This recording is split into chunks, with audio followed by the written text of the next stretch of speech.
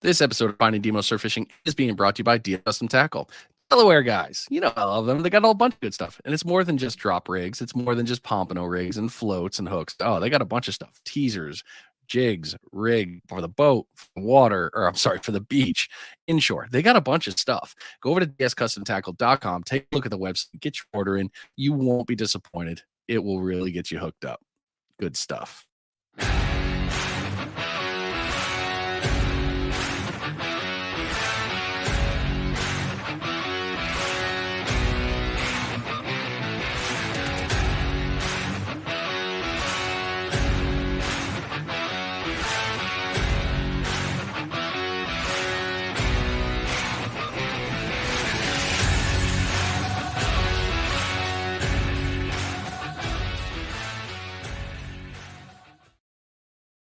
Welcome back, everybody. New week, new episode. Hope you're doing well wherever you are, and things are just going phenomenal. Good old winter fishing still in full effect here if you're in the northern hemisphere in Northern America. And winter fishing brings a whole lot of fun challenges. Well, this week we're actually getting on the digital bus and we're heading up to South Carolina, and we're doing something a little different this week. We're going to be talking with Outcast Fishing. Oh my gosh, my cough is still there. So we're going to be talking with Outcast, Capt Chip. He runs a great charter out of Hilton Head area, if I'm not mistaken. I'm almost positive that's what it is. My brain sometimes works and sometimes it doesn't. You guys know how that is. But Outcast Sport Fishing, you can take a look on social media. He's on there. He's got his website, all these things. He's done a lot of cool things in the fishing community. And this week we're going to be talking heavily about sharks. Why am I giving you the preface now without telling you what we're doing? Well, I want you to know because I know a lot of you are like, whoa, we're talking sharks again. This one's different. This one we're talking about boats, but we're talking a lot more about the species and growth and his charter business and why things are the way they are.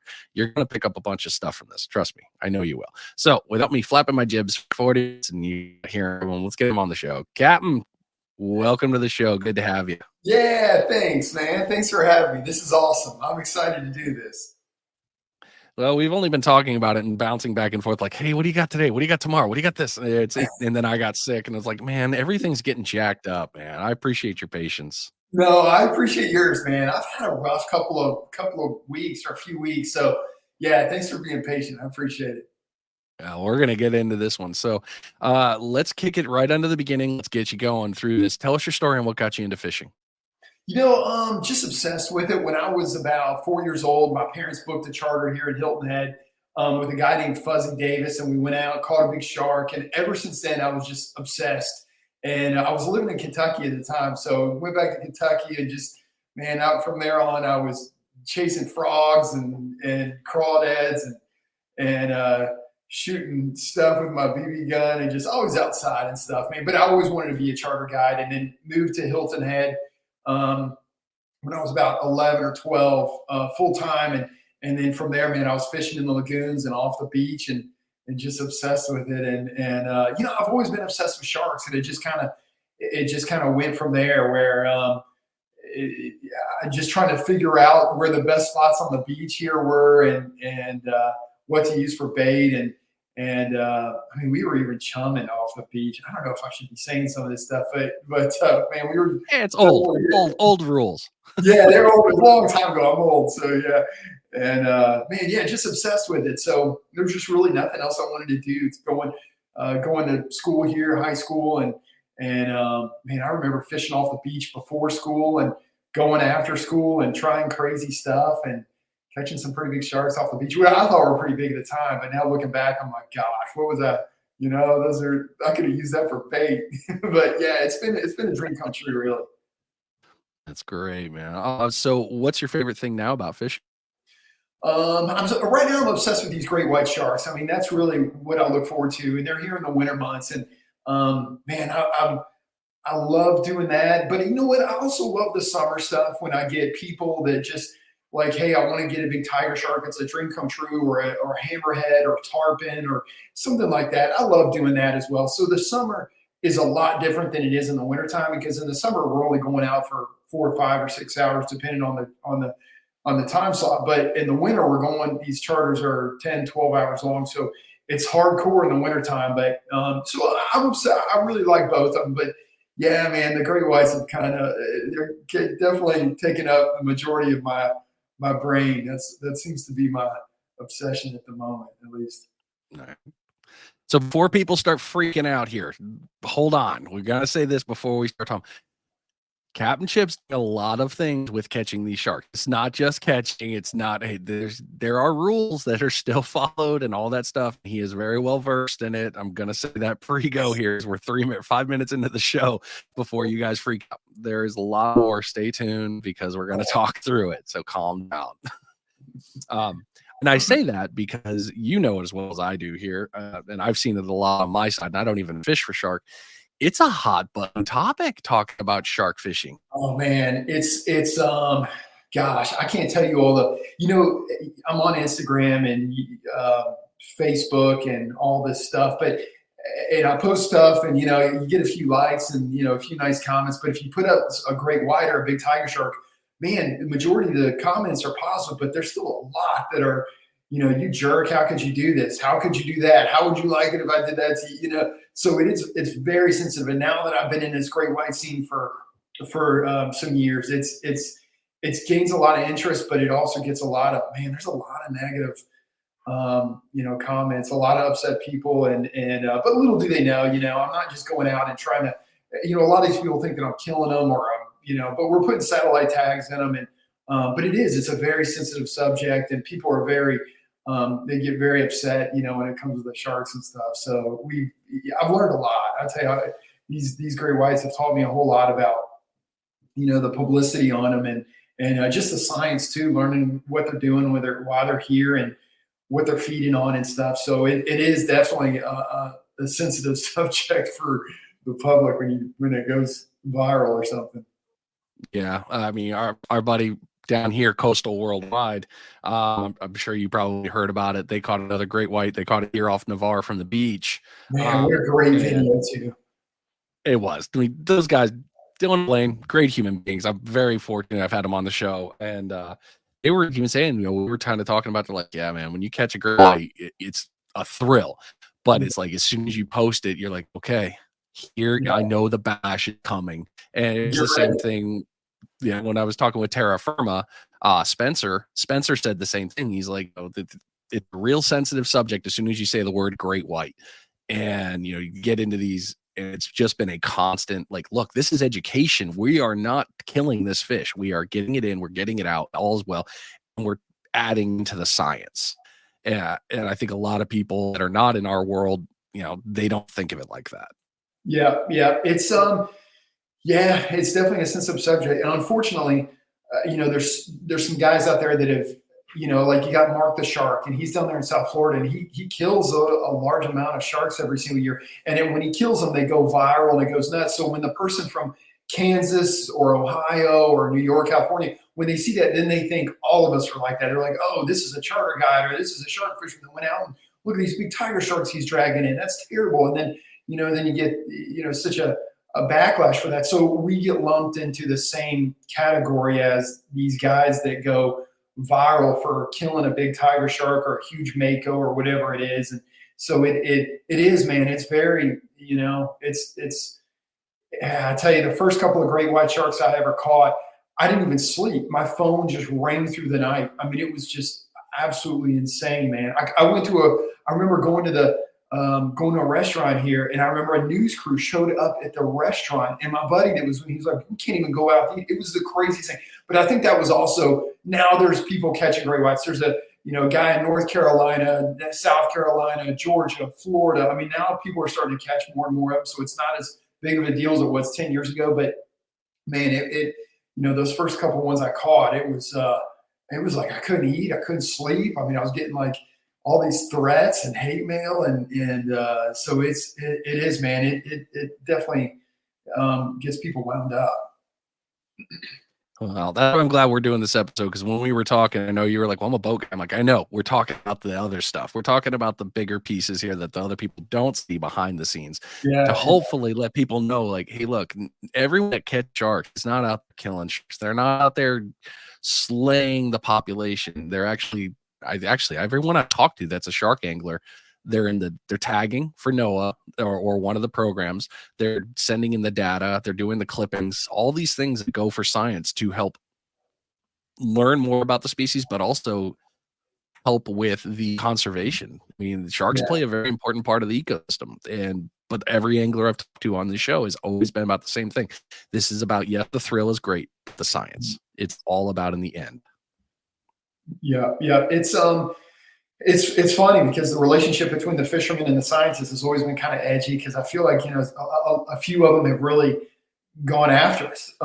There's a guy named David Schiffman. He's really attacked fishermen, which, I mean, he's gone after, he went after me. He went after a bunch of land-based guys. There's been some media members that have gone after us. And I'm saying us as in the land-based guys and the charter guys. And then, 6 months later, you get these scientists, they then call you up and say, hey, you want to work with us? Or, hey, and it's like, wait a second, your buddy just bashed me on Twitter or something for days. Why in the hell am I going to work with you guys? I mean, you guys just crushed us. So it's kind of, you're walking a very thin line when it comes to working with scientists. I don't know, decisions have to be made where you pick the right ones that aren't going to end up, crushing you in the end, because I don't know, man. It's been great. I've worked with some really great people. Fortunately, I'm working with the Atlantic White Shark Conservancy and Dr. Scommel and John Chisholm and these guys. And they're so nice. They're great people. And they've never tried to ask me, like, how are you getting these things, and where are you? Where's your exact location? And where some other scientists have, like, I've been contacted by a couple of guys out of Florida, like, okay, well, how are you doing it? And wait a second, I thought it was about the science. I didn't think it was about, like, I know what they're wanting to do. They're wanting to do it themselves, and then, just kind of exploit it from there. And so it's, man, but it's been I've learned, I feel like I got a degree in sharkology here in the last couple of years, just working with these guys. It's been cool though. It's been fun. That's great. And that's one thing I'm really glad that you come on the show and talk about that, because this is the thing, I want people to understand sharks they're a mystery to us. They still are. I mean, numerous scientists have said it. They've all said this is a strange creature. We're still learning to this day about them. So getting that piece, it's a huge win in. But let me get back on, because we're like halfway into what I want to go into in the long stuff here. You know what, man? I'm going to jump all over the place because my mind is like over here and over there. So, you just start on something, and I'll just go down that branch and not stop. So yeah, just interrupt me if I start going a little too crazy. See, it's funny. I got all the questions here. I'm like, okay, I control the flow. Ooh, squirrel. Let's talk about that. So you've been fishing a long time, your whole life. You're running a very successful business. Is there anything left on the bucket list fish for you to catch? Man, I would love to catch a white tip. I've always been fascinated with those. I think they're really prehistoric looking, and they're open ocean sharks. I think those are awesome, man. I would love to see a white tip shark, oceanic white tip. There was one caught off Charleston years ago, and I don't think it was that the guy was that far out, but it was just free sort of thing. But yeah, I mean, I would love to see a white tip. But man, I mean, I hate to say it again, but I feel like I'm catching these great whites. Everything else I feel like is kind of a step down. I'm not really interested in that many other sharks at the moment. I'm sure I'll change down the road, but right now I'm kind of got tunnel vision just on those suckers right now. Well, it is an apex predator. I mean, it's kind of hard when you catch the apex, like, yes, he wins. It's awesome, man. Can you share a memorable fishing story, including any unexpected catch or challenging fishing situations that you faced? Oh my gosh. Yeah. Name the subject. We've a challenging situation. The first great white shark I ever raised to my boat, I was by myself, and I was trying to catch, trying to be the first person to ever catch one here in the state. And so I just kept going out and trying to figure them out. And I was in this one spot I'd never fished before, and one came swimming up to the boat and started circling my boat. And at that time, nobody had ever caught one, here or North Carolina, Georgia, Florida. I've always seen like little ones, every once in a while somebody would catch a small one, but never an adult. But here I am off Hilton Head by myself, and I got one circling the boat. And man, it scared me so bad because, I grew up watching Jaws. Like, I know how this ends. I know what's going to happen here. So I'm out there by myself, and this thing circling the boat. My heart is pounding so hard. And I've caught 1,500, 1,800 pound tiger sharks. And I've never seen a shark big enough that could eat any tiger shark I've ever caught in my life. And this thing was huge. And I wanted to go. I was thinking, I'm in a 26-foot boat. This thing is enormous. I'm getting out of here. I'm going to cut the anchor line and get home. It's too much. It's too much. I'm not going to be able to handle this thing. I'm scared to death. It doesn't even want the bait. It wants the boat. It's more interested in the boat than the bait. So but then, the other half of my brain is like, you know what? You waited all your life for this. So I took a big chunk of, I don't know. I don't want to say because they're probably upset people, but I took a big chunk. I threw it over the side of the boat and I start, kind of, and he breezes right by it, and he wasn't really that interested in it. And then I jigged it once. I kind of hit it, and then he kind of looked at it, turned his head, looked at it, and slowly swam up and hailed it, and then just took off. And then he popped up about 50 yards out and just stood on the surface with a dorsal fin up and a tail up. And I was just like, I cannot believe I'm looking at a great white shark. There it is. And then it took off, and I chased that thing all day and all night by myself. And man, I ended up losing it. And it was like it was like winning the lottery, and like having your dog die at the same day, winning the lottery, seeing it was just a ghost. I mean, it was just crazy, man. A whole mix of emotions, and man, I just couldn't eat. I couldn't sleep. It freaked me out so bad. And I went out, one of my best friends, Brian, he's a fighter pilot, and he drops bombs on people, and he's been shot at. And I took him out 3 days later to the same spot, and we're sitting there, and he didn't think it was going to happen. And I was like, well, let's just sit here and see what happens. And we get another one, came up to the boat and swim, and it was huge. And he was shaking so bad that he couldn't even turn the GoPro on. And I was like, see, now see, this is how it is. This is how it is. Yeah. And so we ended up, it was on Super Bowl Sunday. It was actually 10 years ago, almost to the day right now. And we fought that one. We fought that one till like midnight. It was huge. It was bigger than the one I hooked 3 days prior. And and this is my best friend I grew up with. This is a guy we watched Jaws growing up. So it starts swimming at us, and he was like, Chip, it's coming right at us. Go on the boat. He's going to jump in the boat. But that's how raw we were, because we knew nothing about it. There was nobody I could call and say, what do you do when how do you land a 3,000-pound great white shark, or how do you stop one? Or so we didn't know what to expect, and he was so we fought that one, into the night. We ended up losing that one, and I'll never forget. It was so it was so memorable. I remember right when we lost it, I took my hat and I spiked it. I threw it down in anger, and I said a couple of cuss words, and I looked at him, and he smiled. And I was like, what are you smiling for? And he was like, Chip, you got it. You figured it out. Now you just got to figure out how to stop this guy, stop this fish.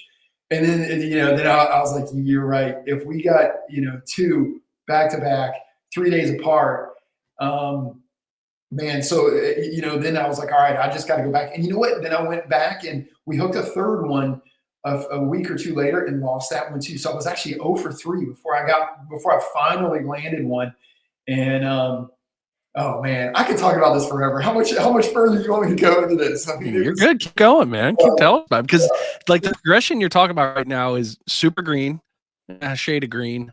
We're moving out of the green here. You keep it going. You're good. It was so and this is kind of funny, so finally on the fourth time I hooked one, I landed it. It was a small one. It was like a 8.5 footer. It was the smallest one of the one, and that's probably why we landed it. Anyway, we get this thing up the side of the boat, take some awesome pictures, and I'm so excited. Even though it's not the monsters I saw, the weeks prior, it's still a great white shark, first one ever, And so I take some pictures, I put it up on Facebook. I'm like, this is going to be nuts, And I'm a marketing man, I run a business, so I know what I think is going to go get some shares. And so the paper calls me up, and the paper's like, this is amazing. This is going to go nuts. And I think this is going national. I was like, yeah, here's the story. So I gave him the story, and about 30, and I give him all the pictures. He calls me back 30 minutes later, and he's like, hey, I just talked to the editor, and I really appreciate you taking the time to give me your story, but we're going to pass. It's just really hard to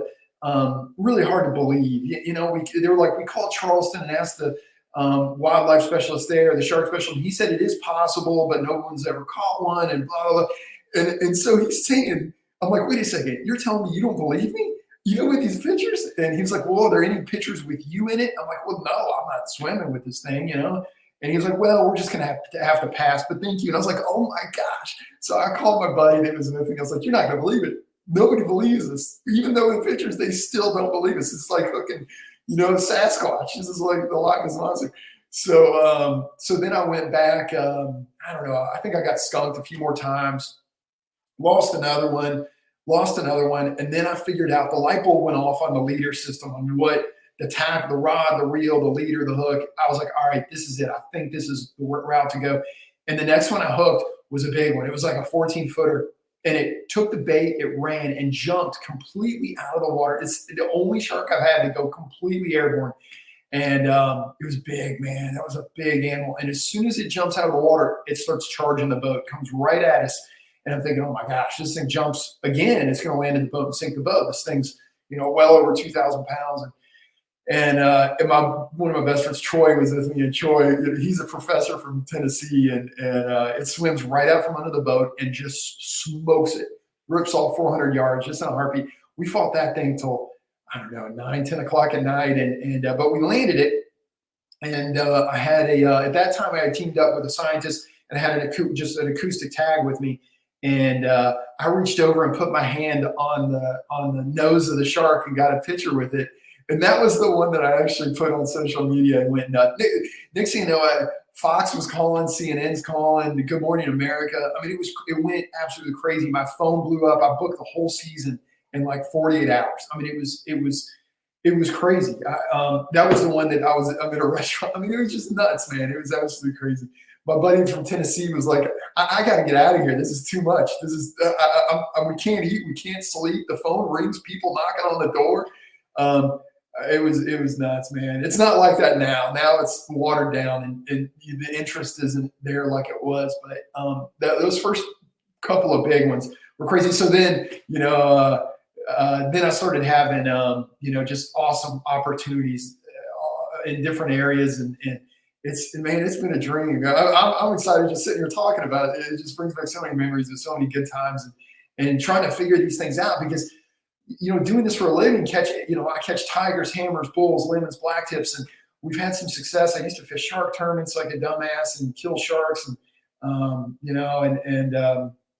man, I've never experienced an animal this intelligent, where it knew what was going on, and it knew how to bite. It would charge and bite at the leader, and I mean, it does barrel rolls halfway through the fight. I mean, it's unlike any shark fish I've ever battled. And I mean, tarpon, sailfish, tuna, marlin, there's no comparison to a great white on the intelligence level and how erratic they are. I mean, especially the small ones. The small ones are all over the damn place, and the big ones are so hard to stop. I mean, it's just so hard to put the brakes on one when you're in a boat, because even when you slow it up and you get on top of them, pulling straight up is so tough. And, the first guys that the first one that really was catching great whites was Frank Mundus back in the 60s and 70s. And he said, there comes a time where you just can't land it, where a fish is so big that even when it stops moving, how are you going to pull 3, 4, 5,000 pounds up, even though its body weight is less in the water? There comes a time where even if it's dead, it's really hard for man to pull that kind of weight straight up. So it's tough. It takes a full teamwork effort to land something of that size. And I haven't caught many of enormous ones. We get a lot of small ones, but the true giants are, man, they test you. The biggest one I've ever landed put me in physical therapy for 3 months because I blew out my back so bad. So, man, it's a hell of a fish. As you can see, I'm addicted. Yeah, as you should be. That's good stuff. Well, we've been going 20 more minutes. Let's knock out a bait check, because we could definitely get a lot more fun stuff here, because you've just created so much more stuff to talk about. Definitely got to keep going here.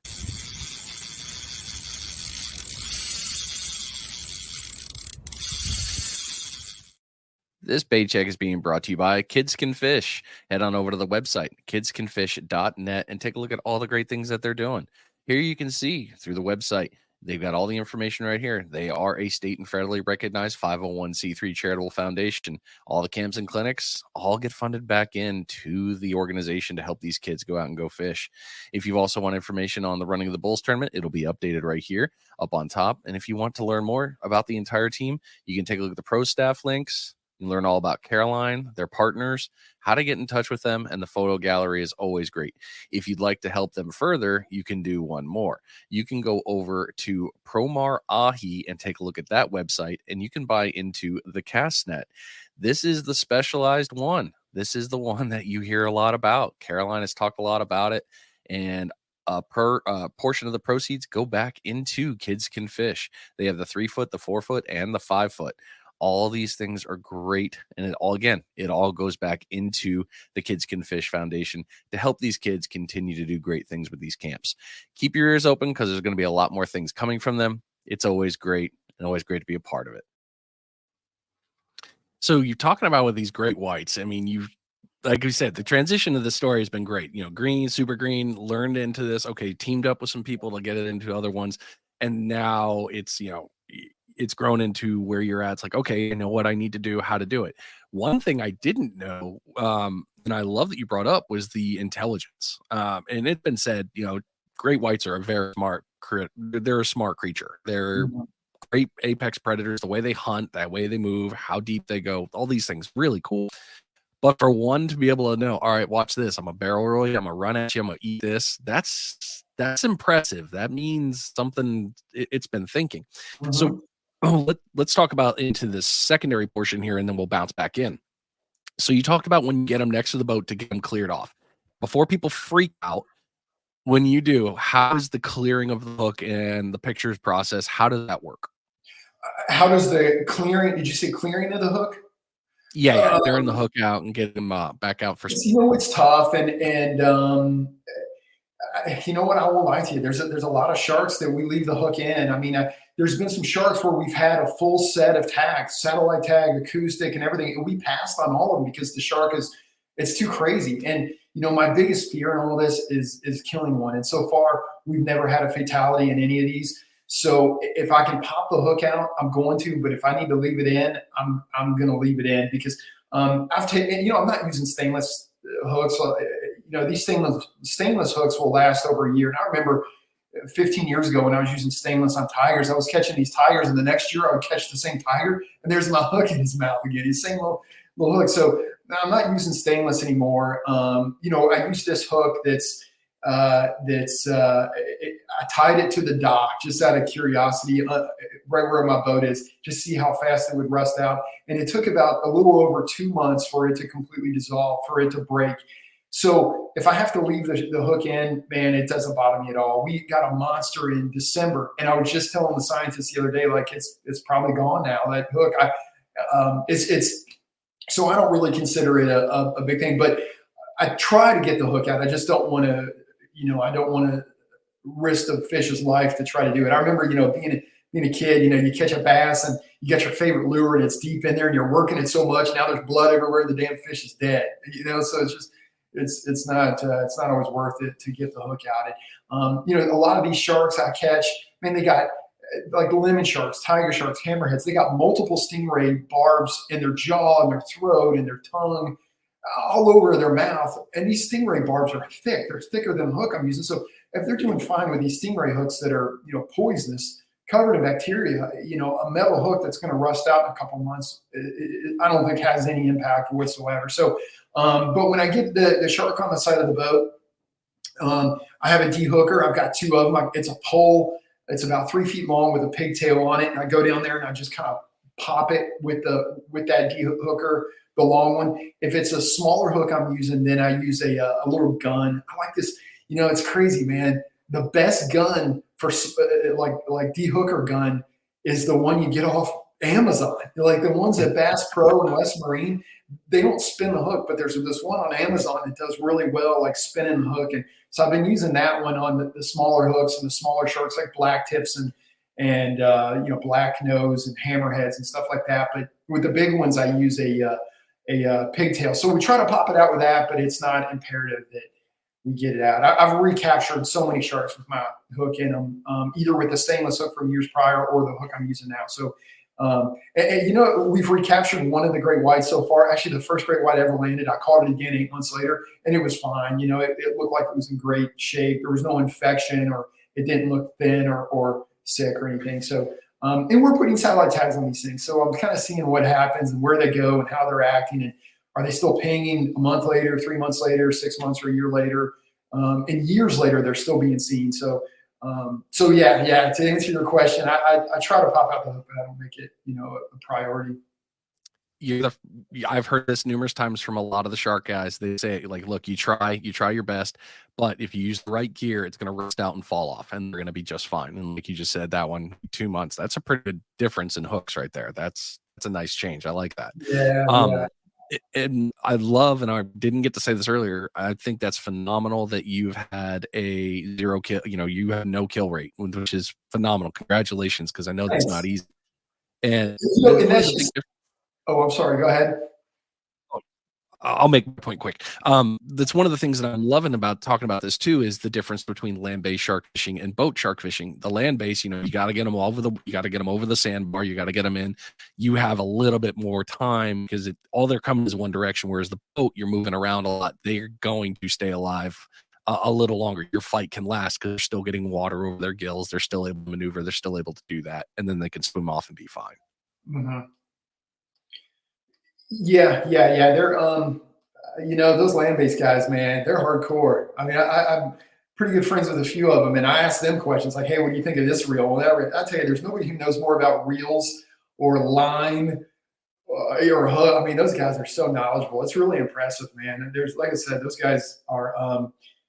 For not doing that for a living, it's just a hobby. I don't know if but it's definitely impressive, the intelligence of these guys that are catching these big fish. I don't know the guy that caught the great white down in Navarre. I don't know any of those guys. I just know some of the ones around here, and man, they're extremely knowledgeable in all the tackle, and just like me, you know, they want that fish to swim off, because if it doesn't swim off and this thing washes up on the beach, you know, it's going to make papers, and the more papers, the more media it makes, the more people are going to say, let's ban fishing. You know, they banned shark fishing in Hawaii. I mean, and, you know, so next is going to be maybe California or New York, and it's going to trickle down. I mean, there's more and more people, you know, against fishing, especially shark fishing. So, you know, we all have the same goals to make sure this thing swims away without coming back and, you know, torching us a few days later. Yep. Yes, very much so. So let's talk about the tagging program. Let's talk about the stat. So you, like you said, you bring these fish up, and if you can, you're throwing a satellite tag on, whether it's acoustic for tracking purposes. How does that process work, and what's the end result there? Man, it's so cool. Man, it's so cool. You know, and the benefit is it makes me a better fisherman, because I get to see where these things are going, and then I get to see what the water temperature is, and I post all of it. You know, I put every time I get a track or something new or something interesting, I put it up because I think it's interesting for everybody. But so we put an acoustic tag on, and the acoustic, it's probably the least interesting for myself and maybe the public, because it's not immediate. But we have receivers, as in people, scientists have receivers from Maine to Miami, all up down the ocean. And every time one of these sharks swims a couple hundred yards from one of these receivers, it trips it immediately. And so there's these acoustic tags and sharks, redfish, sturgeon, tarpon. I mean, there's an array of receivers all up and down the coast. So they always keep track of what's where. And then there's a spot tag, which is a satellite tag that goes on the dorsal fin. That's real time. That's immediate. So every time that shark's fin breaches the surface, it connects to a satellite. Satellite, you know, sends it down and says, here's the shark right now. It just pinged in off of whatever. You know, we got a shark right now that's pinging in the Gulf of Mexico. It looks like it's on its way to Pensacola right now. And it's pretty wild. First thing I do in the morning is I look at my email to see if, you know, this thing is, you know, off Pensacola. You know, if it's pinging in, it's so cool. So we put that on, and then there's another one called a PSAT tag, and the PSAT is programmed to stay on either 6 months, 8 months, a year, 2 years, whatever it be, and that tracks the daily depths it goes to, the light levels, the salinity, the locations, and that pops off after 6 months or a year, whenever it's programmed, and then it says, "Hey, come get me," and then somebody drives out, picks it up, plugs it into a laptop, and there's just like an insane amount of data for scientists to get. So we're putting 3 tags in these great whites, And just recently this year, man, it's really cool. This is the first season. We're putting camera tags on these things. Camera tags on a shark. Are you kidding me? This is so cool, man. What? Oh, Yeah, that's gonna it's be so cool. awesome. Oh, it's so wild, man. So we caught this big. It was first one that went on was this big shark we called Lee Beth. December 8th, we caught her. She's a giant. She's biggest shark I've caught in a few years, weight wise. I mean, she's about 14 feet long, but she was so fat and so beat up from the seals. She had seals over. Anyway, so we put the whole array of tags on her, and then the scientist I was with that day was Megan Wynn from the Atlantic White Shark Conservancy. She reached over, put a camera tag on the dorsal fin, and then it's swimming around. It is essentially like a GoPro, and it's a GoPro that's programmed to come off at a certain time. Whenever they program it, pops off the shark, and then we got to go pick it up, and then they plug it in, and you sit there and watch the shark. And this camera is not like a crappy camera. Like, this is some pretty awesome material, and you can see the fish swimming around, and it's incredible. So it's just, man, this is so cool. I'm so excited about this because eventually we're going to see something something awesome, like them eating a bottlenose dolphin or a human or something crazy. It's going to be awesome, man. But so that's what we're doing now. So all this other satellite tags, I think, is really cool to see where they go and what they're doing, and how long they're staying on the surface and different types of weather and water temperatures. But this new camera tag is, man, it's the thing. I'm really excited about that.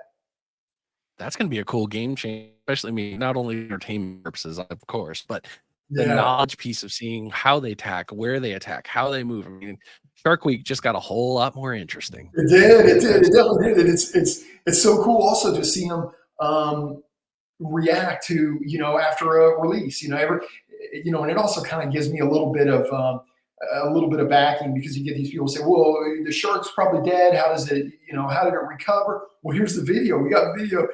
I think it goes out Saturday. There's a clip or two that's going to go public coming up here in a couple of days. And it shows, it shows the shark swimming off and going on the surface. I don't know. I don't want to say too much, but it's pretty cool, man. I'm really excited about that. That's going to be, is that from is that going to be on Atlantic White Shark Conservancy's page? Yeah. So they'll be the first ones to post it. The tag was extremely expensive, and they worked really hard to modify this and do everything right. So they're the ones that are going to be publicizing it, and then I'm sure I'm going to record it or share it, whatever platform it's on. And yeah, man, I'm really excited about that because it's a game changer to see what these guys are doing. Like, you actually get a visual of what's happening to these suckers. So I'm excited about that.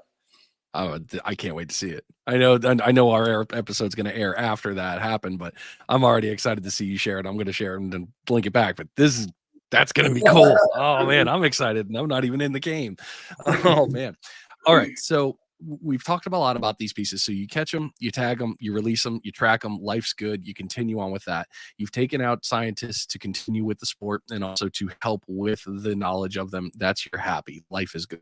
Let's talk about the charter business. Now, the charter side of this, you decided, all right, hey, I want to get into this. What got you into wanting to start guiding? I'm sorry, you cut out the end. What got me into wanting to run a charter? Yeah. Yep. Yeah. Ever since high school, man, I looked at these guys that were running charters here like they were Michael Jordan. I was like, any guy that can make a living on the water, and this is my thinking back then, not now. Now I think we're a bunch of idiots, not making any much money. But back then, man, I looked at charter guys. It's like, they're the Michael Jordan of the area. They're making money catching fish. It doesn't get any better than that. I mean, it's so just obsession, man. Just fishing off the beach all the time, wishing I was out there, and really, hating school. I mean, I hated school growing up here, and it's warm 10 months out of the year. I mean, it was really hard to, concentrate on anything, book wise. And I just never had a really interest in that sort of thing. And I was a terrible student. So just obsessed with the outdoors, obsessed with fishing. And my family didn't want me to do it. My dad was very against me being a guide. And I bought my first boat without anybody knowing. It was, I don't know how I got a loan, but I got a loan on a boat with probably about $1,500 to my name. I think I was 20, 21.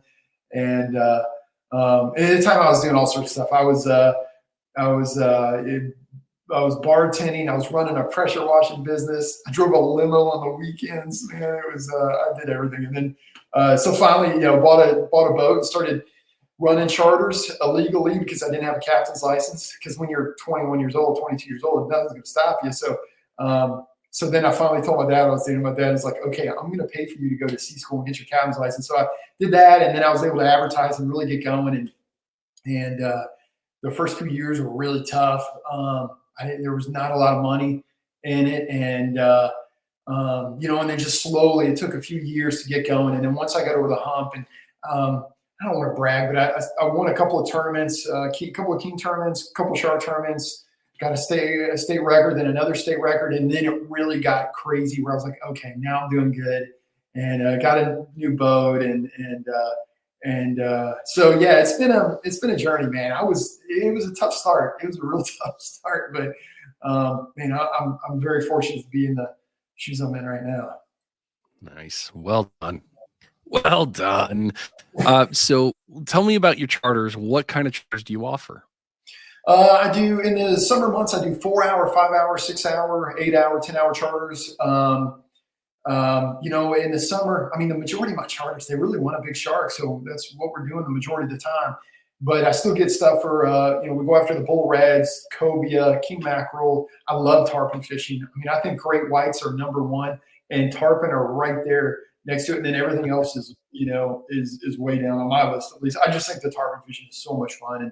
And so I love doing that. But I do all sorts of stuff, 4 hour, 5 hour, 6 hour, 8 hour. I take up to 4 people.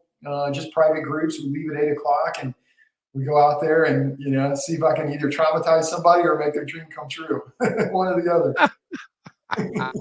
Left to right lateral limit right there. Oh my gosh, that's hilarious. I've got so many parents that come back the next year and they're just like, my son or my daughter had the time of their life, best time of their life last year, but they won't step foot in the ocean anymore. And I was like, well, you're welcome. So it's kind of funny how that works. But I never preach about don't go in the water, but I just think, where we're catching these bulls, tigers, hammers, lemons, we're so close to the beach. It's surprising. Every time I go to drop the anchor, the first thing they all say is, "This is where you're going. This is where you can catch." I was like, "Yeah, we're not." The biggest sharks are coming in, pretty close. And I remember back in the day when I was fishing shark tournaments, I'd show up at the captain's meeting, all these boats would go out like 20, 30, 40 miles, 50, and they have all this stuff. And we'd fish like right off the beach every year. And we won or got second almost every single time. And it was so cool. Granted, I had a little bit of an edge in the game because that's what I was doing. That's what I do for a living. But it was the biggest sharks are always close to the beach. I'm going to save that as a clip because people are going to be like, what do you mean? What are you talking about?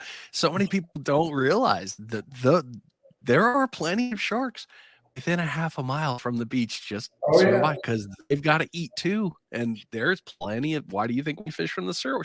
We can catch fish. What do they want? The whole open ocean, man, it's desert. And just like us, we don't want to live in the desert. We want to live around structure, life, some sort of ecosystem. And there's so much structure closer to shore, whether it be shipwrecks or ledges or, there's so much life and so much structure inside of 20 miles, inside of 5 miles, inside of 1 mile, and especially in these inlets, these sounds around here. So there's and it's kind of like a big chum dispenser. You get a shipwreck, it's got stuff growing off of it and little fish, and that puts out a scent for all those sharks and just pulls them right in.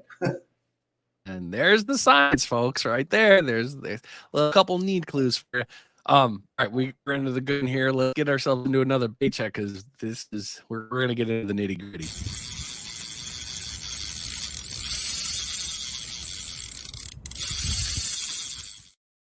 This bait check is being brought to you by the Sinker Guy. Y'all know I love it. Go over to thesinkerguy.com and take a look at everything that Chip's got going on in the Sinker Guy garage. Lots of fun stuff in this website, y'all. You can get lost in it, really. If you go take a look, you just get right to the homepage here. It's got a little couple of things to talk about. But We go into the good stuff, get into the garage, into the shop. Need sinkers? It's in his name. He's got you covered there. The Bruno rig, the Uno rig, and the Fishing Mortician rig. We all love those. But if you need other supporting gear, he's got you covered with that. Bait, floats, fishing line, so many different things, any kind of other supporting gear. There's a lot on the website. So again, go over to thesinkerguy.com, take a look, get your order in today. Extremely fast shipping, superb customer service, and Chip's going to make sure you're taken care of every time. That's just how he does it. Sinkerguy.com. Get your order in today. So you've started talking about with the sharks being close and the charter for that, and you offer more than shark trips. You know, like you said, the bull, cobias, there's plenty of fish to catch, especially off of Hilton Head. South Carolina is a phenomenal fishery. I've had a couple of guests on from South Carolina that do shore fishing and said it's great fishing. You just got to find the right place to go to.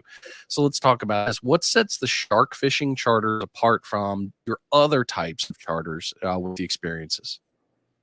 What sets them apart, we go out and catch a couple of, I'll give you a story. Man, back in the day, I used to run these all-day charters, and we'd go way out. We'd go 30, 40 miles out, catch grouper, some cobia, barracuda, king mackerel, or whatever. And then I would always in the day coming into my shark hole. I'd drop in my shark hole, cut the head off something, drop it down there. We'd get a big tiger or whatever. And my people would go ballistic. And they'd pick up their phone. At the time, I think they were like Nokias or Blackberries. And this is when the light bulb really went off. They pick up the phone and say, yeah, we caught some king mackerel and a couple barracuda, but we caught a 10-foot shark, 10-foot shark. And then we go ballistic. And then they would say, hey, what do you have open tomorrow? Can we go tomorrow? But we only want to go shark fishing. And then they would come back the next year, those same people, and they'd say, you know what, we don't want to go all the way out there. We just want to go catch a big shark. My cousin's in town, or I want to show my dad. And we go out there and we catch a big shark. And those big sharks you could rely on. So the interest level is through the roof. And when I get people that ask, like, what do you, there's no king mackerel week on Discovery Channel. The interest in sharks is always has been an all-time high, and it just keeps growing and growing. It's the line of the sea. It's, when you go to Australia, you want to see the crocodile. You go to Africa, you want to see the lion. It's just in the ocean, the shark is the king. So I think the interest is always going to be there. And as far as the fight, you hook a big hammerhead. There's just no comparison to the battle. And so we get a ton of sharks, and we've done halfway decent. South Carolina's done a pretty good job. There's a lot of guides here that have done a really good job landing these things and taking care of them. But we do, man. I'll tell you the bad thing. We do got to. They haven't had it for a year or two, though. We've got a shark tournament. I'm guilty. I used to fish it where they kill them, and it sucks because it's an old fish. It's 20, 30, 40-year-old fish. You drag it in, take pictures of it, and you roll its body off the dock. It sucks. And so they do get thinned out there. But, I see a lot of other guides complaining about how bad the sharks are in Florida and Georgia. Those aren't the tigers. Those aren't the hammers or the great whites. Those are the sandbar sharks. And a lot of times they get confused with the bull, but those sandbar sharks their numbers are crazy. I had never even caught one 12 years ago. And then all of a sudden I start catching a few, and then I'm catching a bunch. And then I was like in the fall and the spring catching a ton. And now they're here all year round. I'm catching little pups of these sandbar sharks. So these sandbars are definitely, they've blown up in our area. There's a lot of sandbar sharks, but that's, it's a good thing, and it can be an aggravating thing. I know a lot of these guys that try to catch grouper and snapper and king mackerel tournaments and stuff. These sandbars are destroying them, and it's a protected species, so it's tough to get around them.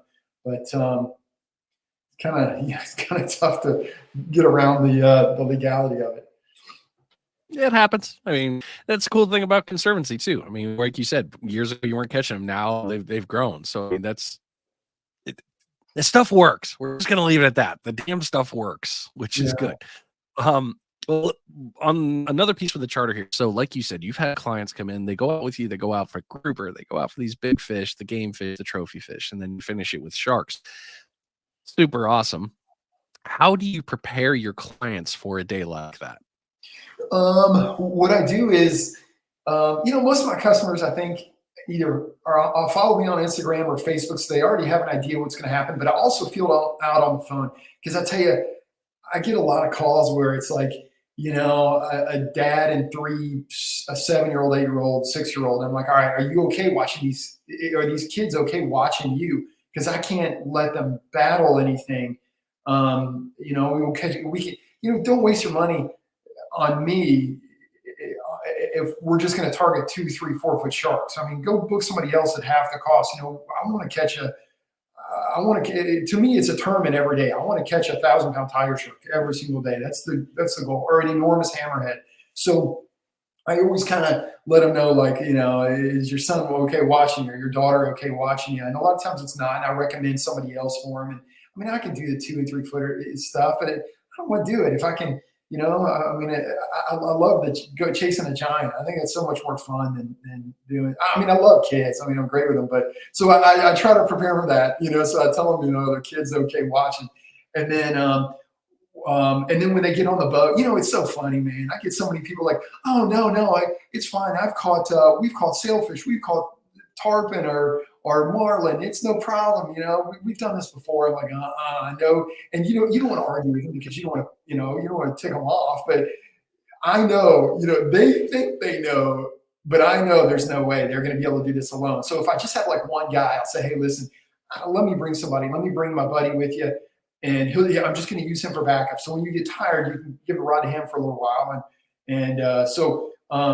And I warn them, but at the same time, like, I don't want to oversell, because it's more exciting for the customer to be like, we're probably just going to catch like a 50-pounder, and then to latch on to a 300, 400, 500-pounder, and their mind is blown. It's better to undersell and get something enormous than to oversell it and have them disappointed. I've always been a big advocate of not preaching too much on how big. Those days that I'm like super confident. It's like August. Hasn't rained in days, and I know there's hammers out there, and I know we're going to get one, and I don't want to lead on because I don't want them to have expectations. I always try to undersell it, so they're more excited about it, and you always remember your first ones. Like, I'll never forget my first great white, my first tiger shark ever caught, and so you want that first experience to be just mind blowing, and it's so cool coming back, and it's like 7, 8, 9 o'clock at night. You get the text messages like, we're still on cloud 9. I can't believe that happened. Shit, that's a day maker for me. That's so cool. I'm so fortunate to be in this position. So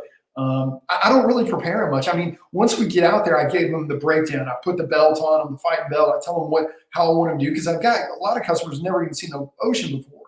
Some of them never even turned a handle before. So I give them the whole breakdown, and but I don't want to tell them how big we could possibly get. I try not to, just because I want them to be surprised. Well, I'm sure the look on their face when they, like, oh, okay, oh, hey, set the hook. This is what is the ultimate shock of like, oh God, what have I done? I'm sure that's a nice little added bonus of like, told you, okay, now we're gonna win. We're gonna finish this, and you're gonna win today. That's got to be 5. So yeah, that's good. Oh stuff. Man, it's so cool. What's so awesome too is getting these. It happens once in a while, and I know this sounds arrogant, but I don't care. It's getting those messages or a phone call that says like, that was the best day of my life. I just can't tell you what, and it's so cool. Years ago, I remember the first time somebody ever said that to me was this big lady, and she was very large, and I don't know, I think she was from like Kansas or somewhere, and it was her and her kids, and we went out and we caught like all sorts of stuff. We put a king mackerel, a grouper, caught a dolphin, a mahi that day. We get back, and she can't even walk. She's so big. And we finally got her off the boat, and she was like, this is the best day of my life. And she just went on and like how much she thanked me. I was like, I can't believe, this is so cool. It's so cool to be able to, experience this with somebody. And then you get a couple more, of those. But let me tell you, at the same time, you do get some people that are, I can feel they're pissed off, because they didn't get their dream fish. So as many ones as I've, positive ones, I've gotten plenty that were like, upset, that we didn't catch what they wanted. And it's hard, there's plenty of people that want to catch a dream. It's just, I had a guy I'm getting ready to take again, I think in a few weeks. He's come in 2 years in a row and wanted to catch a hammerhead. And I caught a hammerhead before his day and after his day. But on his day, we couldn't get a hammerhead. We only caught bull sharks. Oh, no. And he's so disappointed. And it's like, oh, man, So it is, I do get some people that are disappointed, but it's a lot of it's out of my control. There's nothing I can do about it. But the part about disappointing people is it's definitely a hard pill to swallow because you want it more than they do. It's weird, friends with a lot of other captains, and we talk about that too. Little does the customer know that we want that fish more than they do, even though they're spending 1,000 or 1,500 or $800, whatever they're spending. Money does not have value on that. It's just our stomachs are turning, our minds are like, should we move over? Should we do this? No, stay put. Should I change the bait? No, stay on it. All right, change the bait. Your mind is going just a million miles a minute there, and just trying to think how you can catch that dream fish for them. And they're starting to look at their watch, and so it's man. I had a woman on my boat a couple years ago, and she was all excited to go. And this is the bad part about social media is, she sees all the stuff we catch, so she thinks that's going to happen like immediately. We get out there to like one of my favorite spots, and I had baits out like 7, I think it was 7. And she looks at me and she goes, Chip, and she does and then she points to her watch, like, is it going to happen? And I looked at her and I was like, is this sarcasm? And then I was like, oh my gosh, she's legit. And then I look at the clock and I go, it's been 7 minutes. Just hang in there. Just trust me. We got half the day here. And then it just like 5 minutes later, bam, woo, it starts smoking it. And I couldn't help it. But I looked at her, I was like, see, I told you, you just got to be patient. But just that little, like, is it going to happen? Or, so it's tough. There's a lot of pros and a lot of cons to doing this for a living. Just the amount of pressure that, I feel like that I'm on. I know some of these other captains don't feel any pressure, which is awesome. I wish I could look at it like they put out lines and just have the philosophy like, if it's going to happen, it's going to happen. If not, then screw you. But I feel like I'm under the gun every trip. And so there are pros and cons, but it's all positive. There are a couple negative points to it. Yeah, but that's the real of it. I mean, that is the truth of running a business like this. It's fishing. It's not catching. We all want to catch, and that's a hard one. Which actually led me perfectly into this question. What have been some very valuable lessons after starting and running this charter business? Man, I tell you, patience. The knowledge you have, be careful who you dish it to, because then they become smarter than you. For example, if I tell you, if you go fishing with me, let's say in a king mackerel tournament, everything I'm going to be fishing full throttle that day, using everything I know, and then they apply what they know and use it themselves on top of what they already know. So now you gotta. It sounds kind of selfish, but you worked really hard to find an area or how to fish at this spot or that spot, and once the gig's up, there's no, like Men in Black, there's no little flashy memory thing that clears somebody's hard drive and you can start over. Whatever, you got to be careful with that stuff. I've taken a lot of people out, and then the next day or the next weekend, they're sitting right there in my spot fishing exactly how I am. And so you got to be pretty careful on that. I've been burned so many times on taking somebody out, and then they see how it's done, and then they're sitting right next to me doing the same thing. And I'm guilty. I've done it too. When I was in my early mid-20s, I followed some captains. There's one guy on the island. He's a great king mackerel fisherman. He's the best kingfish guy here. His name's Mark. Fortunately, he took me with him a bunch and showed me how to catch king mackerel and sailfish. And I applied that knowledge to and we fished the same tournaments against each other. And even though we're friends, I'm sure there are times it's like, damn it, I wish he wasn't there. So other errors, man. I embrace a lot of them because you don't get better without them. I've always been a big believer that when you lose, you learn. You just don't want to lose the lesson. You fight a fish for an hour or 2 hours or whatever, or 30 minutes with a ton of drag on it, whatever it be. Wherever that breaks, you got to make it better. You got to learn, like, all right, I don't need to tie that knot. I don't need to use that swivel. That hook has been twice. There's one specific hook. It's a owner hook. I want to say it's a live bait owner hook. And I've had 3 great white sharks spit it. It's landed one. I've hooked 4 sharks with it. 3 great whites have spit it. One, only landed one. I'll never use that hook again. So it's just through trial and error, you use I can't remember the name of that hook, but it's definitely an owner hook. And owners are usually awesome, but if for some reason it just doesn't work for a great white. Yeah, I mean, you learn, I hate to say it because it sounds selfish, but you got to be careful on where who you want to teach and so forth. Because next thing you know, they'll be out there right there next to you, fishing wise, But I'm always into helping. I get so many messages with these kids that want to be a charter guide and stuff. So I'm always thrilled to help them and tell them, the pros and cons and tell them how to get started and so forth. Yeah, that's a great question though, man. That's tough. I guess the errors you just got to kind of embrace and learn from them. All right. Well, the last two questions in this category, and we'll get into the last bits and pieces here. First one has, well, let's make it easy. How do people find you and book trips with you? Social media is huge now. Going to Google, typing in Hilton Head charter fishing, that's big.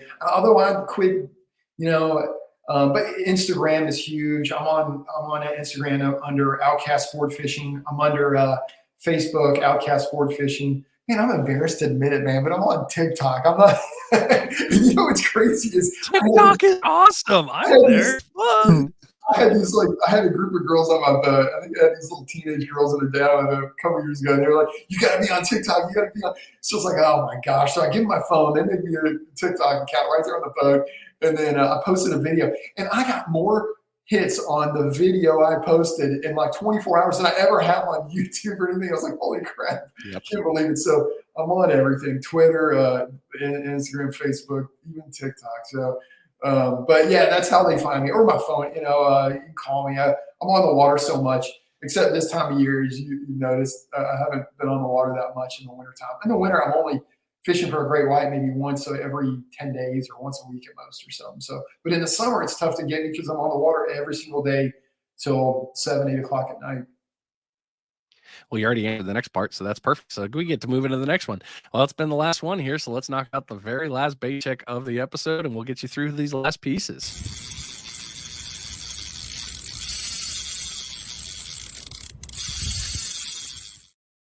This bait check is being brought to you by Ninja Tackle. You guys know I absolutely love Ninja Tackle. I love all the rods and all the gear that I ever get from there. It's always phenomenal and top notch.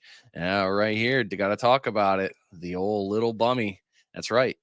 Bama Beach Bum's littler rod. The little bummy is a 9'6" rod. Hearing a lot of great things about this. It's been doing really well in the surf and a couple other places you can use it. If you go over to the website, ninjatackleva.com, as you can see, plenty of great things on the website. The Ninja Dagger series, the Beach Bum, the Bummy Stick, the 12-foot, which you guys know, I love my 12-foot. I love my 12-foot. The 9-footer is phenomenal. There's really nothing bad, but if you need rigs, he's got you covered. He got you with ES lures and other hand-tied rigs, hooks, other gear. He's got it all through here. As you can see, 15 pages worth of stuff, sand spikes and bait, all good things all the way through. If you're into the firearm and tactical side, oh, he's got you covered there. Ninja Tactical, lots of good pieces of gear in here. As you scroll through, you're going to find something you need. I know it. Always good stuff. NinjaTackleVA.com. That's the website. Go on over, get your order in today. And social media being such an important factor now, especially for spreading word business-wise, it does great things. And yeah, TikTok is the necessary evil, and it can be really good there. So what made you decide, all right, I've got to breach into this. I got to start sharing this stuff on social media? Business, man. I mean, it really comes to that. It's it just gets you business. That's really what has motivated me. I remember my website guy was like, "You don't have an Outcast Facebook page." I'm like, "Why?" He's like, "Yeah, you need to be on there. You need to post once a week." I was like, "Oh crap!" And so I put it on there and I started posting and stuff, and then I started getting business from it. And then it's really what I try to do. And I mean, it also is very aggravating because that's where that's where the hate mail comes in. It's you walk out the house, they're going to congratulate me, my neighbors or somebody at the bartender. "Hey, congrats on that massive hammer you called a few days ago." But then you go online and you see people saying, "You jerk, how could you do that? That thing definitely died. It definitely did that." So there's, it gives people an outlet to bash you. And it's like I'm a big fan of Conor McGregor. I think he's the most entertaining person in MMA, probably in all sports right now. He's just he's so witty. And but every time you post on Twitter, you look at the comments. I mean, you just get crushed. And I mean, if I read these things, man, I'd be having to take antidepressants every other hour. I mean, you just, so the bad part about social media is, it gives everybody an open invite to just bash the hell out of you. But most of it's positive, and you have to do it if you're running a business these days. It's catering towards tourism or a lot of big groups a lot of groups of people every single year. So it's just part of it. Never read the comments. So someone's like, stay out of the comments. I'm like, well, you gotta interact. Stay out of the comments. Yeah, another thing is you have to read the. I took a pastor a couple months ago, and he told me, he was like, I can't read the comments because if they're bad, I feel like crap for the rest of the day, and if they're good, I feel too high and too good about myself. I'm not. So he tells me he didn't read the comments, but I feel like I need to read the comments because sometimes the ball gets rolling. Like somebody will comment and say something like, that shark's definitely dead. There was a scientist years ago, and he's like, I don't care. I'll throw anybody under the bus. Domeyer, Dr. Domeyer from California. He bashed me. He took a clip of mine. This is on one of the first great whites I took it, put it on another another shark page full of hippies and scientists, and said, this shark is definitely dead. This is not the right position to have a great white shark. He said he fought it for X amount of hours, which was all false. He exaggerated my fight time, and then talked about how, and all these people pile on and start crushing me. I'm like, wait a second, he lied. I called him out on it a couple different times, and he apologized and said it was an accident. He was in an airport and wrote down the wrong fight time and so forth. I'm like, well, it has an acoustic tag and it's pinging off Georgia, but so I try to, stop it before it starts, and otherwise, man, I don't know. I'm just not a fan of it. Maybe I just need to block the comments, but I'm good with it now. Sometimes I have some fun with them and just kind of poke fun at them a little bit. But it's always the trolls. The negative ones are the ones, and I hate to say it, it's almost like a sales thing. Nothing happens until the word no is said in a sale. Then you get started. It's like the trolls love that game. It's like, you just don't have time. You spent the 30 seconds to make the comment. How do you feel now? It's uneducated. It's people that are uneducated. Yes. If they knew what we were doing or knew much about sharks and their post mortality rates and stuff, they probably wouldn't say anything. But it's these people that not too sure about it, man. And by the way, so we're 100% on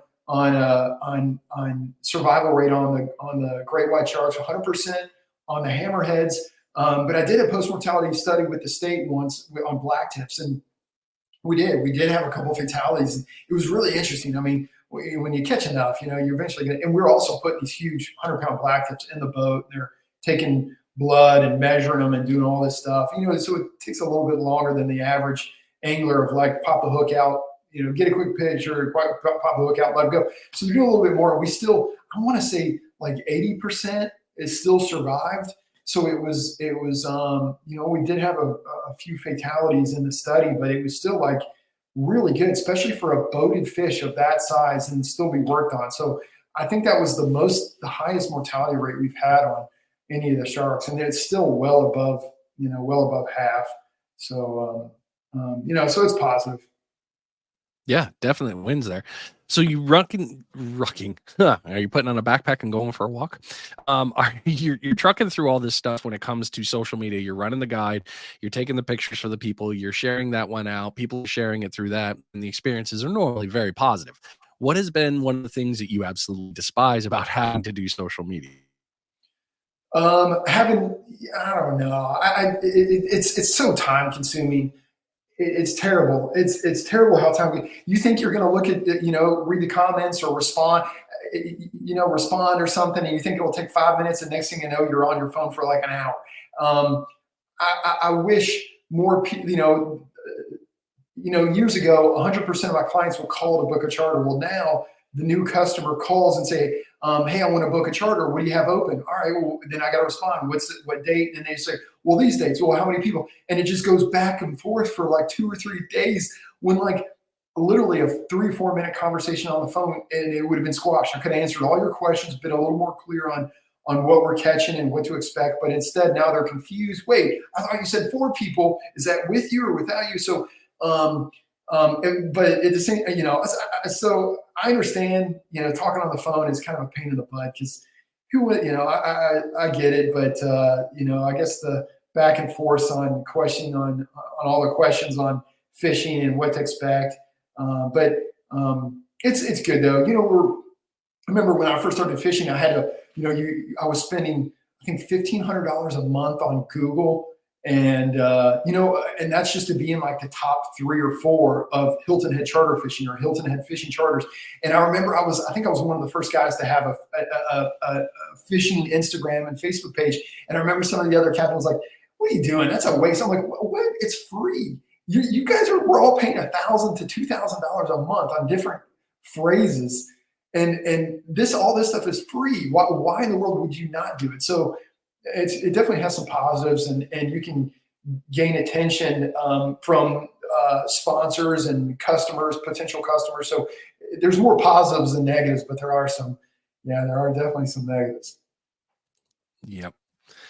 Well, we've been going for a while here, and I know I had 100 questions on that category, but you nailed a lot of them all through it. So it worked out really well. And this episode has been very heavy. Like I said, we were talking education on sharks, your charter business, great whites, and you've absolutely nailed it on so many levels. Before we move into the last one, I want to congratulate you. I mean, you've been running a successful business on shark fishing. You're also contributing to the science of them. You're doing it happily, and you're helping customers learn. You're just hitting the trifecta. You're nailing all the great pieces. So congratulations, Captain. I know that that's not a simple task, and you've been doing it successfully. Congratulations, seriously. Thanks, man. Thanks a lot. I appreciate it. It's been fun. It's been miserable. It's been fun, man. I forgot to tell you, I got an ulcer my first couple of years on the water, just being so stressed out. But thank you. Thanks for the kind words. I appreciate that. It's been a good time, and some awful times and some great times and some emotional time. I don't know, man. I feel like I could write a book, 2 books, one for the crazy customers I've taken through the years and one for the catches and stuff. It's been fun. But thanks. No, glad to. All right, last 2 questions. We'll get you out of here for the day. I asked this one, and I know you've been doing boats, but you've been fishing a long time. What knowledge would you give to a brand new angler starting out? Oh my gosh, man. How much time does this kid have? I would say, don't skip on the sunblock. Just absorb as much as you can and from everybody, and don't ever think, I think, and me too, I'm guilty of this too. I remember being 20 years old and thinking, I know it all. I know how to catch this fish. You don't, there's so much to learn. Every time you go fishing, don't ever say no to the invites. When somebody asks you on their boat to go fish for a fish you're not even interested in, let's say you only like redfish, go fish with that. If he asks you to go out for fun to catch a tarpon, a sailfish, a marlin, a swordfish, man, don't decline. It's such an experience to go out with somebody else and see how they do it. And then light bulbs go off like, oh, wait a second, maybe I can apply that with this fish or that fish. And, it's fishing is it's not really I don't know. Obviously it's not like a sport like baseball, like you're seeing a 100-mile-an-hour ball and trying to hit it. It's really about absorbing as much information as you can and holding on to that information and using it in different areas and remembering all the things. And, when I first started fishing for great white sharks, I remember this legend shark fisherman, Pete Cortuccio, used to tell me, he was like, you need 2 books. You need a book for your catches and a book for your skunks. And that's exactly what I did when I started fishing for these things. So I've got 10 years I got 1 book where every time I catch a great white, I write down and this is something some young guys ought to do too when they're trying to discover something. 1 book that's full of catches where I write down the water temperature, the water clarity, the color, the wind direction, the tide direction, what birds were in the area. Did I see dolphin or manatee or what I saw? And, what the fish chose bait wise. Did it like this over this? And did it like that? So, and then after a few years, you can really kind of put together a chart of like, all right, and it's so cool because it's been so beneficial to me now. It's like, man, I was lucky enough to have Shark Week want to do a show, and they called me like, hey, we want to go out on this date. And I look at the date, and I'm like, okay, the tide's this way. Well, as the day got closer, it's a west wind, and incoming tide, west wind. That means this place, my favorite place, is gonna suck. Gosh, I'm not gonna be able to fish here. I got to go fish this area, and your heart is telling you, no, don't do it. Stick with your best. Well, the notes say that this place sucks on that wind. And it did, I go out and we did, had success, and it was all from following the notes that I followed for years and years of the water temperature. You get a prime spot that you see you do the best in. You get the water clarity is 3 feet, not 1 foot or not 15 foot.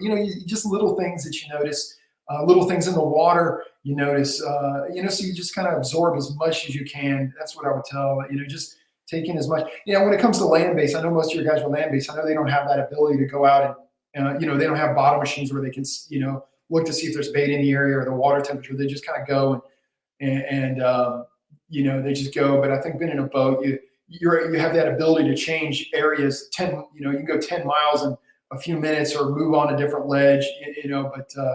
But yeah, just trying to absorb, I guess, as much as you can, and have a good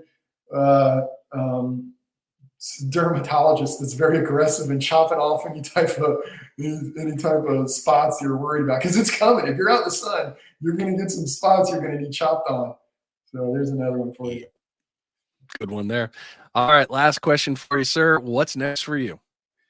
Man, gosh, I feel like I've been so fortunate. I've been chasing these great whites, and I'm just addicted to it. So I'm just going to stay on course, and I'm going to keep catching these things. I really want to put more camera tags on these sharks and see some crazy stuff. And I mean, the goal, I want to catch the biggest fish ever caught, man. I want to catch I'm a fisherman. I love all the science to it. I've been taking scientists, but I'm a fisherman at heart, and I want to catch the biggest fish ever caught on rod and reel. Frank Mundus right now has the biggest one at 3,400 pounds. And we were fortunate enough we caught more than him. I think we passed him about 4 years ago. But the majority of the ones I'm catching are 9, 10, 11 feet. Only once or twice a year are we getting one in that 14 to 16 foot range. Maybe once a year or twice a year. Last year we didn't catch one that size. So this year we've already gotten one well over 2,000 pounds. So I really want to battle a 5,000 pounder. I want to catch some. I want to, there's been some that have been seen in the Atlantic. The majority of great whites were killed in the 60s and 70s, and they put a ban on them on harvesting them. I can't remember the exact year. I want to say it was 19. I don't know. I don't want to say, otherwise somebody's going to call me, but I just can't remember the year they banned killing them. But anyway, they bounced back. The population now is booming on these great whites. So the majority are small, it takes them 20 years to become sexually mature. So it takes them so long to breed. But now we're finally seeing that bounce back. But they've, years ago they tagged a couple off of, one specifically off Cape Cod on a dead whale that was like 5,000 pounds. And, this is a huge ocean, man. There's so many out there that are well over 4,000, 5,000 pounds. I'm sure there's ones out there that are not quite jaw size, but probably pretty close to it. And I would love that opportunity to wrap in on one of those and seeing if I could land it. So yeah, man, what's next? I want to chase one. I want to chase a 4 or 5 grander. That's what I've been really targeting and want to do. I've started a couple of years ago, really changing a few things up to eliminate the small ones and just go after giants. So just trying, man. That's what's next. That's really what I want. That's awesome, Captain. Thank you again for coming on the show. Thanks for being here. You've been a phenomenal guest. I'm very appreciative of it. And I will make sure everything's linked back through the website and the podcast page. That way everybody can find you. And hopefully some more good stuff will be coming. I look forward to seeing your posts. Absolutely, man. Thanks for having me. It's always good talking to you. And if you want to do another in the winter, I got all the time in the world. So, yeah, okay, man. Best of luck to you. And I'll keep an eye. I'll keep an eye on this stuff, and definitely got to watch some of your other ones. I saw some names on there I recognize. Like, oh my gosh, I got to listen to this one. So, yeah, thanks for the opportunity, bud. I appreciate it. No problem, sir. All right, we'll talk soon. Okay, bye. All right, ladies and gentlemen, that was awesome. That was freaking awesome. I loved it. Oh man, smiling like throughout 3/4 of this thing. Again, everything that you need to find to get back to be able to see what the captain does, any of his charters, any of the events, all that stuff. Outcast Sport Fishing will be linked back onto findingdemospearfishing.com. It'll be on this podcast page. It'll also be on where you found it through social media. Go give them a follow. Lots of cool stuff on there. Lots of fun ones there. If you're going to be heading to the Hilton Head, South Carolina area and you want to get in on this, you can reach out to the captain. Again, Outcast Sport Fishing. Reach out, get your charter booked, and just go have a blast. And by all means, share those pictures. I'd love to see it. Thanks for being Finding Demo Surf Fishing. It's been great having you. We'll see you next week. Take care of yourselves. I'm out.